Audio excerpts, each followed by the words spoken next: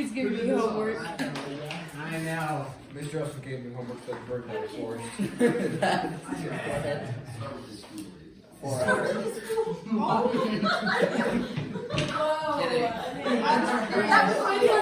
Then you'll have both jobs. Max, we want to keep this school. I'm not going to send Yeah, so stop. You don't want to go to big Okay, here we go. 11-7 quadratic functions. Okay. We are going to start talking. We actually have already talked about the graphs of quadratic functions. If you recall, the graphs of quadratic functions, that was in, we talked about moving the graphs around. We talked about cubic functions and quadratic functions. Anybody remember what kind of graphs the quadratic functions form? Parabolas, okay? So a quadratic function forms a parabola. And so then with this, what's that? I don't know. I couldn't hear what you were saying. I don't know either. So with this, this is, again, quad functions. When we see quadratic in mathematics, what does that tell us? Something that is being squared, okay? Functions, we have worked with, remember functions? If we see f of x, what's another thing we can write it as? Y. In general, we can just write it as y. We're going to work with quadratic functions for 11-7, just in the format of ax squared plus c. What is that missing that would fall, like it's usually we see the general quadratic function, what's it missing? B. Yeah, so normally the general quadratic function is f of x is equal to ax squared plus bx plus c. We're just going to be saying, okay, if that middle term is gone, we're going to just look at the ax squared plus c part, and then look at what are the graphs form for that, okay? So, and then later we'll talk about what happens when you add the b value, what does that do to your graph? Okay, so with this, the quadratic function, if I were to, let's just start with this graph, let's start with, let me put f of x in there, just because if we can use that notation, the book will use it, it's good for us to review. F of x is the same thing as, like we already stated, y, okay? So it's just a way, two things. One is functions have a specific rule. Every x matches to one y, but a y can have multiple x's. There is that definition of it. But it also allows us to see something you can use, to see if you plug in for x, what do you output for y? And we can see the function notation just as like if we said f of 3, we would get out 9. Okay. Now, how do I get out 9? I didn't show the word. Yeah, we're just saying if I plug in 3 for x, right? That means I'm plugging in 3. Whoops. And maybe I should just show that 3 for x, so you get out 3 squared. So, and it's parentheses around that. So f of 3 is 9. If you recall, this is just a coordinate point, which is 3, 9. That's a coordinate point. So when we see f of 3 equals 9, you're really just stating the coordinate point. You plug in 3, you output 9. Okay, now, I said graph though. So when we graph a parabola, it's going to have a vertex, okay? The general look on the parabola here, we put this over here, with f of x is equal to x squared is, let's go ahead and do an x by t chart just to see this. And I've encouraged you not only to plug in, like an easy number to plug in, what's like a really easy number to plug in? 0. I've encouraged you to plug in numbers though on either side of 0, right? Like plug in -2, see what happens. Plug in -1, plug in 0, plug in 1, 2. You can plug in fractions, it just becomes a little more cumbersome typically when we're graphing.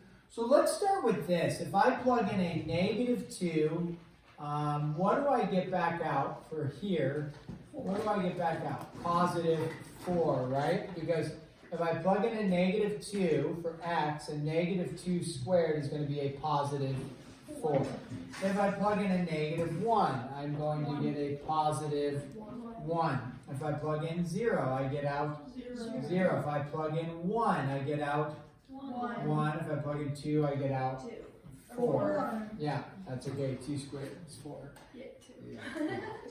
All right, so when I go to graph this, I can say, okay, -2, I output 4. Like up there, -1, I output 1, 0, 0, 1, 1, and then 2, 4.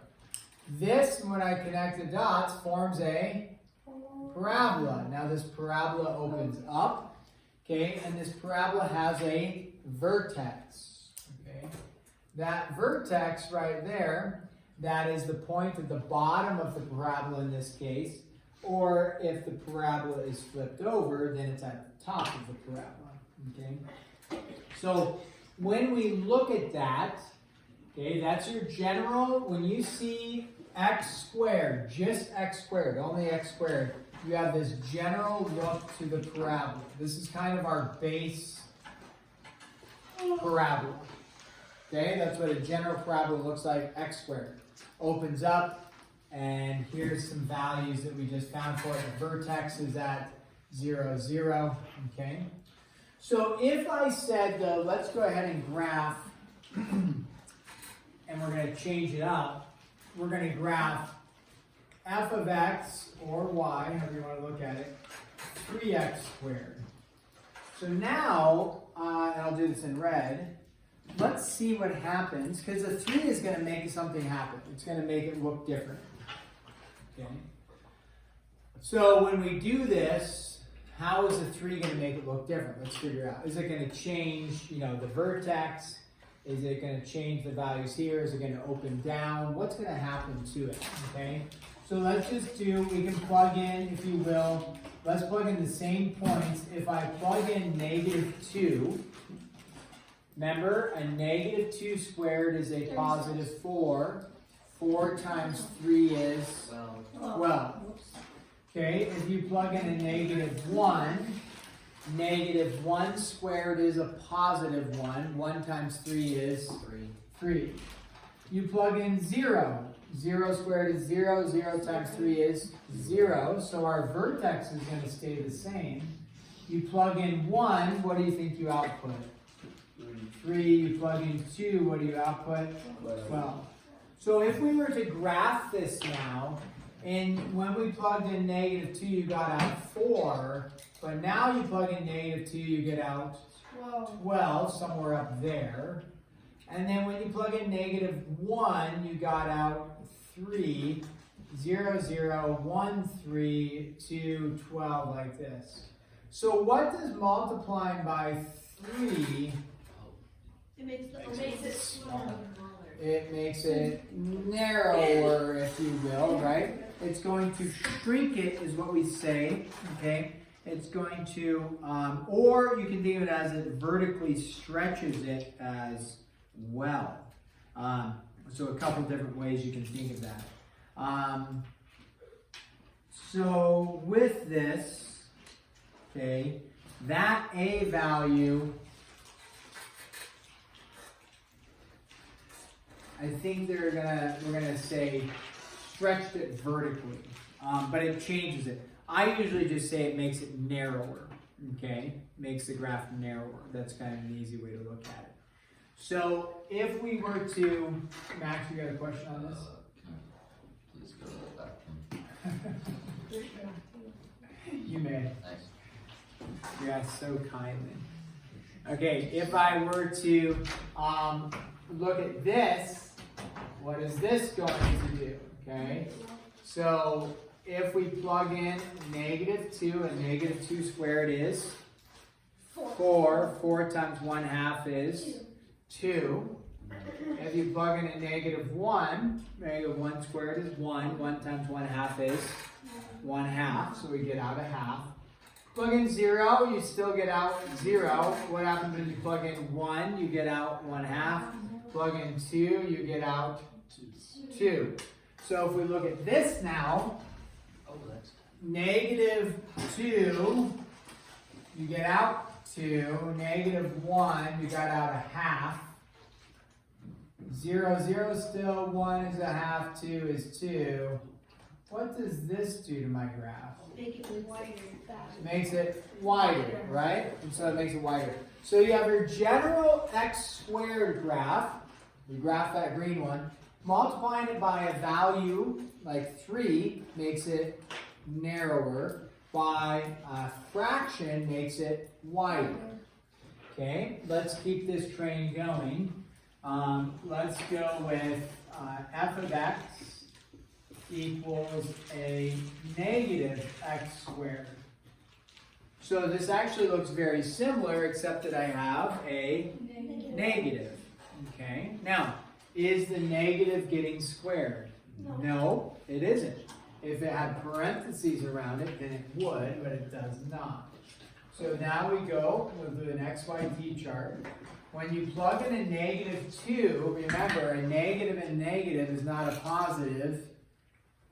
In this case, because you have to do exponents first. I'll show this to make sure when you plug in a -2, you are stating that the -2 is getting squared, but then it's multiplied by the negative on the outside. So you'll get out a -4. Okay, so you get out a -4. Now when you plug in a -1, a -1 squared is a +1, but then you're multiplying it by a negative, so then it kind of turns into a -1. You plug in 0, and you get a -0, but 0 is neither positive or negative, it's just 0. You plug in a +1, 1 squared is 1, you still get out a -1, plug in 2, you get out a -4. Whoops, -4. So when I go to graph this now, I go -2 down 2, -2 down 4, right? -1 down 1, 0, 0. I've got my vertex, I'm going to erase there, 1, 1, 2, 4. Okay, so like that. And then my graph looks like that, right? So what does a negative on the outside of my graph do? It flips it over the x-axis and makes it go down, right? It's going down. So if I were to, I guess I can do it, I don't have any other colors. Let me do it in green on this graph. What if I were to write this and I said, okay, y equals a -7x squared. Without an XYT chart, without doing some points, could we sketch a graph of this? In relationship, we have the red graph here, which was -x squared. What would -7x squared look like, just in general? Make it narrow and going down. So you could sketch it like this and like this, right? It'd be really narrow.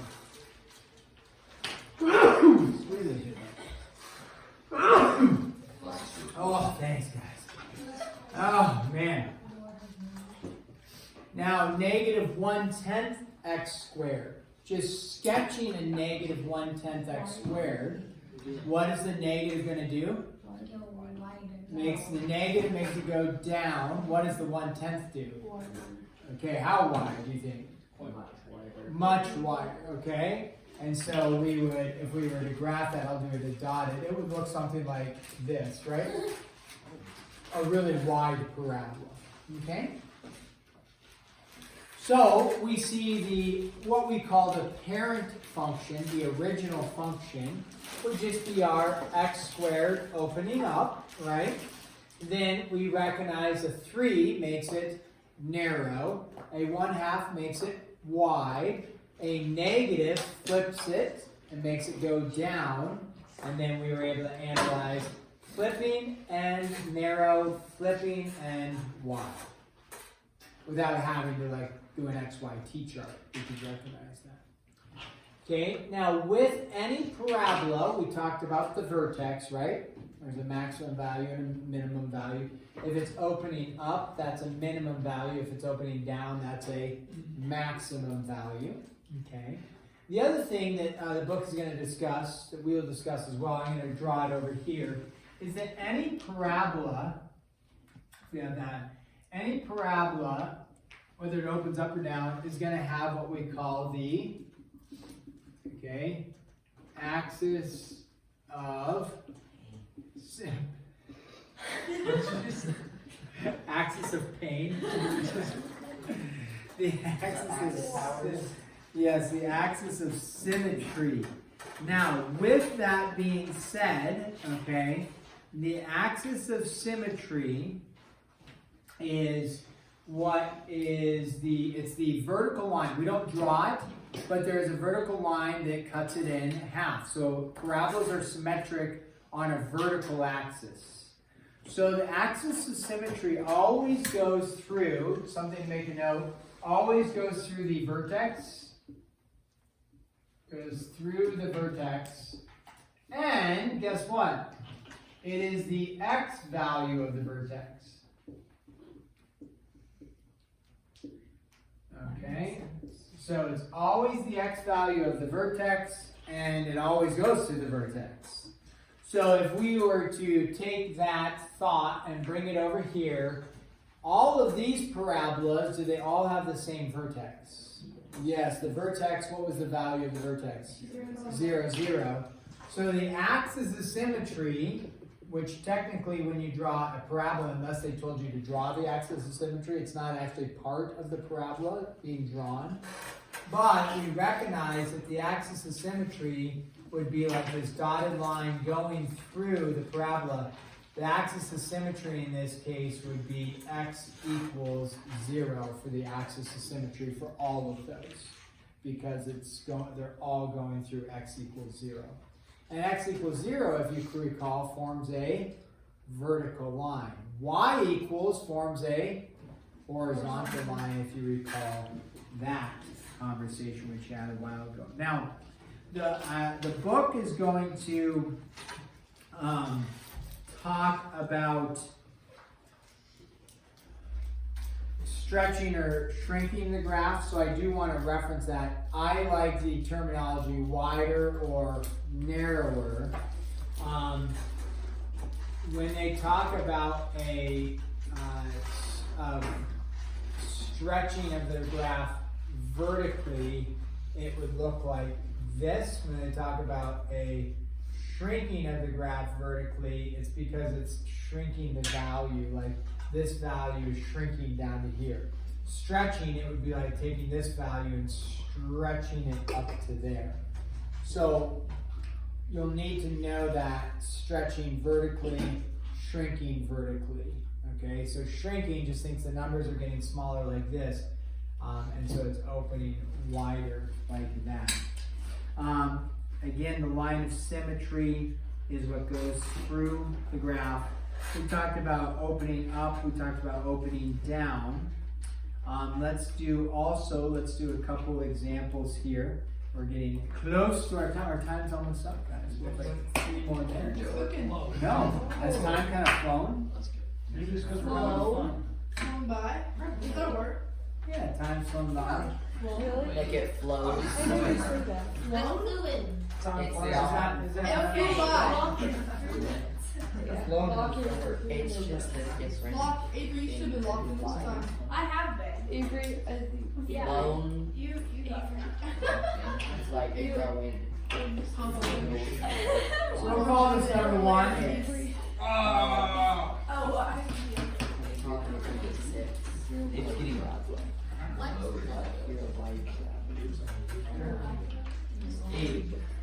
Okay, so if you have this function, now we actually have discussed what the 5 does to the function back in chapter, I'd have to remember 7 or something.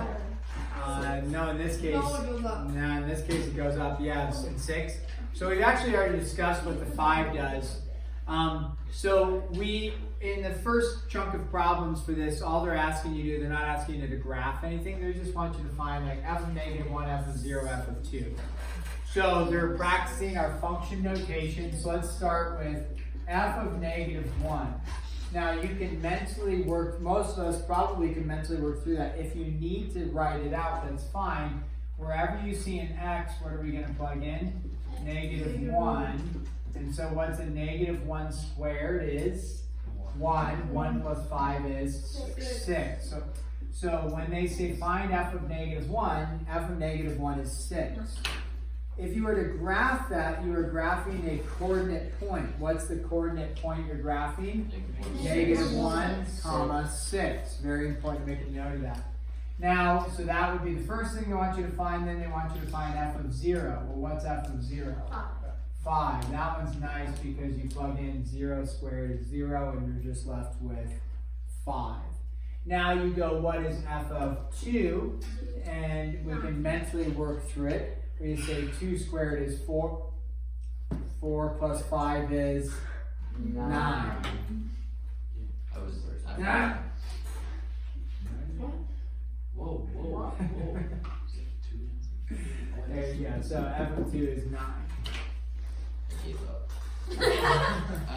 I understand. I'll drop it in there. I did last night, and for 1, and then I was like, stop. Stop. It was good. Nice. Okay, we are actually just going to pause there. Get started on this. This will not be due tomorrow because we'll do finish up the lecture on it tomorrow.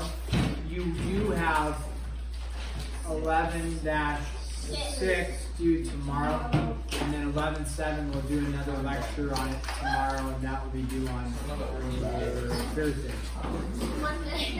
Thursday. Good.